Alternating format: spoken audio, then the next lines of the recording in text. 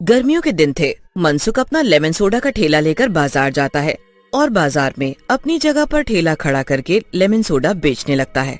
ज्यादा गर्मी पड़ने की वजह से मनसुख के ठेले पर लेमन सोडा पीने वालों की काफी भीड़ जमा हो जाती है। मनसुख के ठेले के ठीक सामने कालू जूस वाले की भी दुकान थी, पर उसकी दुकान पर इक्का दुक्का ही लोग जूस पीने के लिए आते थे। एक दिन मनसुख के ठेले पर भीड़ जमा देखकर कालू को बहुत गुस्सा आता है और वो मनसुख के ठेले के पास जाकर मनसुख को धमकाता है और उसे धक्का दे देता है, जिससे उसके पैर में चोट लग जाती है। मनसुख, मेरी बात कान खोल कर सुन ले। कल से ये तेरा लेमन सोडा का ठेला मेरी जूस की दुकान के सामने खड़ा दिखना नहीं चाहिए, और अगर दिखा तो तेरे लिए अच्छा नहीं होगा। हाँ। मनसुख कालू की धमकी से काफी डर जाता है और शाम होते ही वो अपना ठेला लेकर घर चला जाता है। मनसुख घर जाकर सारी बात सुधा को बताता है। कुछ दिन मैं अब चल नहीं पाऊंगा, क्या करूं? पैसों की भी जरूरत है। अरे माँ, मैं हूँ ना, मैं पिताजी का ठेला लेकर जाऊंगी। और आपको तो पता है कि आपकी बेटी को लेमन सोडा बनाना कितना अच्छे से आता है। हे भगवान, ये कैसे दिन दिखा रहा है मुझे। कोई बात नहीं पिताजी, जब तक आप ठीक नहीं हो जाते तो मैं पैसे कमा कर लाऊंगी। ऐसे बोलकर परी अगले ही दिन से बाजार में लेमन सोडा का ठेला लगाने लगती है। आओ जी आओ, गर्मी में ठंडा ठंडा लेमन सोडा पी कर जाओ। अब परी रोज वहाँ ठेला लगाने लगती है और सब उसके पास लेमन सोडा पीने आते हैं। ऐसे ही काफी दिन निकल जाते हैं। कालू को बहुत गुस्सा आता है, पर वो कुछ कर नहीं पा रहा होता। एक दिन ऐसे ही परी आवाज लगा ही रही होती है कि तभी उसके ठेले के पास एक कार आकर रुकती है। उसमें से एक महेंद्र नाम का आदमी बाहर निकलता है। महेंद्र बहुत ही घबराया हुआ होता है। वो परी से बोलता है, बेटी, क्या तुम बता सकती हो कि यहाँ आसपास कोई हॉस्पिटल या क्लिनिक है? मेरे बेटे के पेट में बहुत दर्द है, उसे बहुत उल्टी हो रही है, इसीलिए जल्द ही उसे डॉक्टर को दिखाना होगा। यहाँ आसपास तो कोई हॉस्पिटल नहीं है, पर अंकल आप घबराइए नहीं, बस इसे एक ग्लास ठंडा ठंडा लेमन सोडा पिला दीजिए, फिर देखिए इसका पेट दर्द और उल्टी कैसे फट से गायब हो जाती है। महेंद्र अपने बेटे को लेमन सोडा पिलाता है, जिसे पीने से कुछ ही देर बाद बेटे का पेट दर्द बिल्कुल ठीक हो जाता है। वो खुश होकर उस लड़की को 500 का नोट देता है। परी उसे लेने से मना करती है, पर वो जबरदस्ती उसे दे देता है और चला जाता है। अब कालू ये देख और चिढ़ जाता है। इस लड़की का और इसके ठेले का मुझे कुछ ना कुछ करना ही पड़ेगा। कालू उस लड़की को अकेला देख उसे बहाने से अपने पास बुलाता है और उसे बड़े प्यार से बोलता है, मुझे अपनी गलती का एहसास हो गया है, अब मैं तुमको परेशान नहीं करूँगा। अच्छा, ये मेरी दुकान का एक गिलास जूस पीकर तो बताओ कि आखिर इसमें क्या कमी है। ठीक है। परी जैसे ही जूस पीती है उसे अजीब सा महसूस होता है। ये जूस तो बड़ा अजीब सा लग रहा है। अच्छा, पता नहीं, मैंने तो अभी अभी ताज़ा बनाया है। परी को कुछ ठीक सा महसूस नहीं होता, इसीलिए वो वहाँ से उठ जाती है और अपना ठेला लेकर घर के लिए निकल पड़ती है। रास्ते में परी को उल्टी होने लगती है, उसके मुंह से झाग आने लगते हैं और वो वहीं जमीन पर गिर जाती है।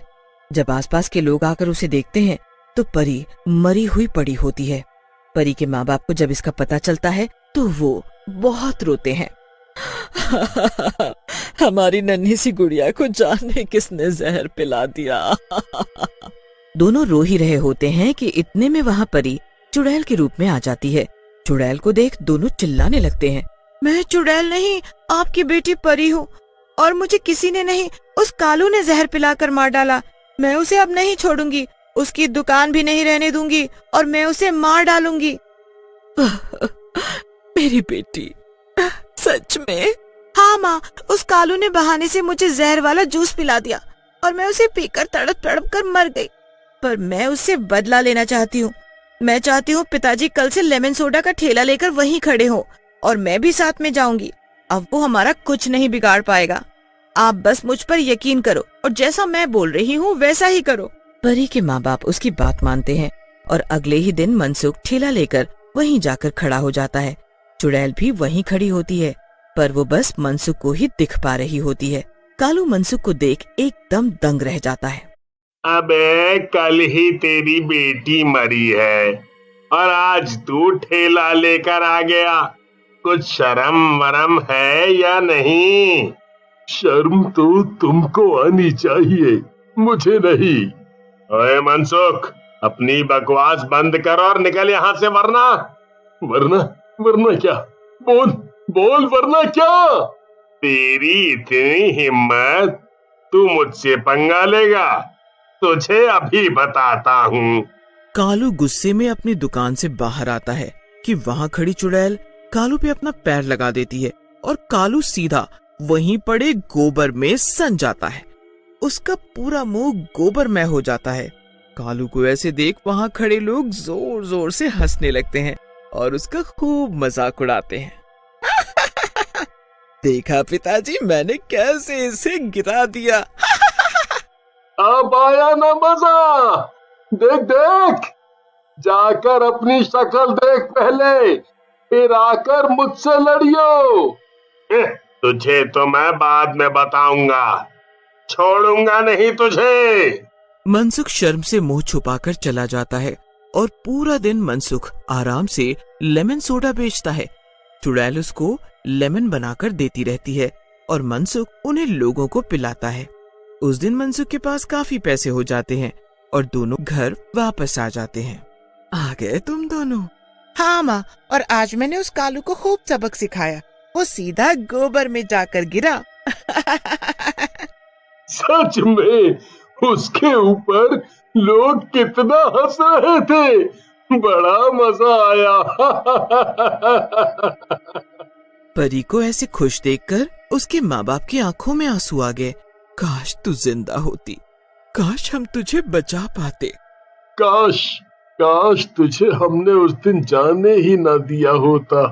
ऐसे मत रो माँ पिताजी, मैं हूँ तो आपके साथ, आप बस खुश रहो। सब सो जाते हैं और अगले दिन मनसुख अपना ठेला लेकर फिर निकल पड़ता है। चुड़ैल भी उसके साथ ही होती है। उस दिन इतनी तेज गर्मी होती है कि बस लोगों के पसीने छूट रहे होते हैं।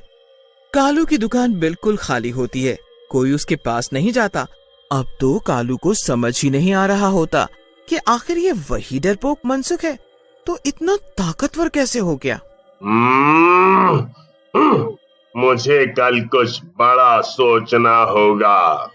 क्यों ना मैं इसे भी ऐसे ही मार डालूं जैसे इसकी बेटी को मारा था। बस अगले दिन कालू वैसा ही करता है। वो मनसुख को प्यार से अपनी दुकान पर बुलाता है और उसे एक गिलास जूस देता है। नहीं पिताजी, ये मत पीना, इसमें जहर है। इतने में मनसुख और चुड़ैल वहाँ से उठकर चल देते हैं और वो गिलास ऐसे ही रख देते हैं। इतने में वहाँ कालू का 10 साल का बेटा राहुल गर्मी में पसीने पसीने से होता हुआ आया और वहाँ रखा जूस झट से पी जाता है। कालू उसे देखते ही चिल्लाता है, मेरे बेटे को बचाओ, कोई मेरे बेटे को बचाओ। सही हुआ इसके साथ, अब जब इसका बेटा भी मरेगा ना तो इसे पता चलेगा। पर हम इसके जैसे नहीं है बेटी, बच्चे के खोने का दुख हमें पता है कैसा होता है, हमें इसकी मदद करनी चाहिए। चुड़ैल को भी अब राहुल की हालत पर तरस आ जाता है। वो अपने पिताजी को ठेला खाली करने को बोलती है। मनसुख अपने ठेले से सारा फल नीचे गिरा देता है। कालू, जल्दी इसमें अपने बेटे को लिटाओ, अभी हमारे पास बस यही है। तुमने अपना सारा सामान मेरे बेटे के लिए गिरा दिया, ये बातों का वक्त नहीं है, जल्दी चलो। आप दोनों भी इस ठेले में बैठो, जल्दी। कालू, जल्दी इस ठेले में बैठ जाओ। पर क्यों? ओहो, जैसा बोल रहा हूँ वैसा करो, जल्दी। अब दोनों भी राहुल के साथ ठेले में बैठ जाते हैं और चुड़ैल ठेले को दौड़ाते हुए हॉस्पिटल ले जाती है।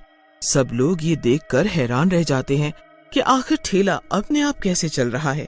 कालू भी ये देखकर हैरान हो जाता है और जल्दी से वो हॉस्पिटल पहुंच जाते हैं और राहुल की जान बच जाती है। कालू अपना हाथ जोड़कर मनसुख के पास आता है। मुझे माफ कर दो, मुझे माफ कर दो, मैंने ही तुम्हारी बेटी की जान ली और तुमने मेरे बेटे को बचाया।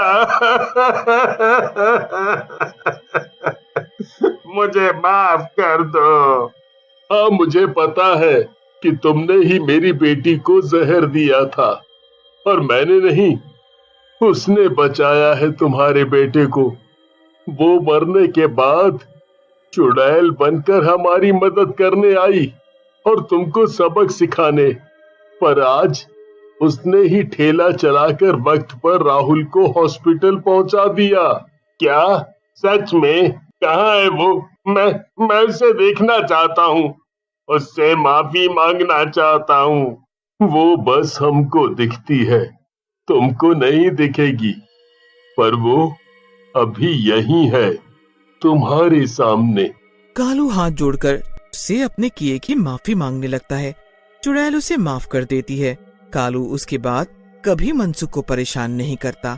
एक दिन चुड़ैल भी अपने माँ बाप को अलविदा कहकर चली जाती है और फिर कभी वापस नहीं आती।